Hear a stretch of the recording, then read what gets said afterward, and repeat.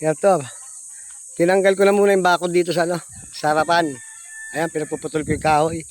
Yung mga puno dito, yung kakasya lang yung truck. Para pag nag-deliver ng buhangin, tsaka graba, semento, ipapapasok ko na sa loob para hindi mahirap pakutin. Hindi ko muna pinapasok yung tao kasi ngayon lang ako naka-order, gabing-gabi na kami dumating kagabi. Galing Pampanga. In-order ko ngayon, baka mamayang hapon pa daw, kaya bukas na umaga na umpisahan. Kaya inasikaso ko muna ito. Ito katatapos ko na, pinutol ko yung mga puno dito sa harapan. Para yung truck makapasok.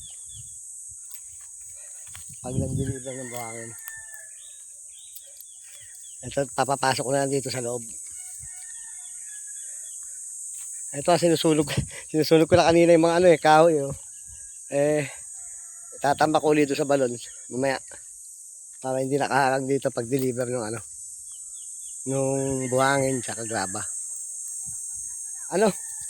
Yung bakal, ewan ko kung meron dito sa hardware dito, baka mag-ano na lang ako ng kulong-kulong sa baba kami bibili.